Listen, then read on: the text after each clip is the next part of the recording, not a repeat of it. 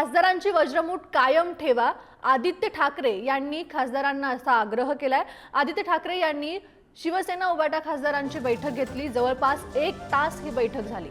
बैठकीमध्ये सर्व खासदारांचे म्हणणे आदित्य ठाकरे यांनी ऐकून घेतलं। प्रत्येक खासदारांनी आपापसात संवाद ठेवण्याचा सल्ला आदित्य ठाकरे यांनी यावेळी दिला। सध्या आदित्य ठाकरे दिल्ली दौऱ्यावर आहेत। त्यांनी खासदारांसोबत संवाद साधला। 1 तास त्यांनी खासदारांसोबत चर्चा केली आणि खासदारांची वज्रमूठ कायम ठेवा असा सल्ला त्यांनी यावेळी दिलेला आहे।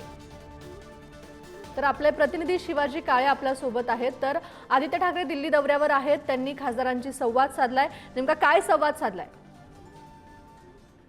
आदित्य ठाकरे यांनी खासदारांना शिवसेनेची वज्रमूठ एक ठेवण्यासाठी एकत्र या, एकमेकांशी सल्लामसलत करत चला आणि सगळ्यात महत्त्वाचं म्हणजे सत्ता जेव्हापासून भाजपच्या केंद्रात आलेली आहे त्यानंतर शिवसेनेचे खासदार देखील मोठ्या प्रमाणात निवडून आलेले आहेत।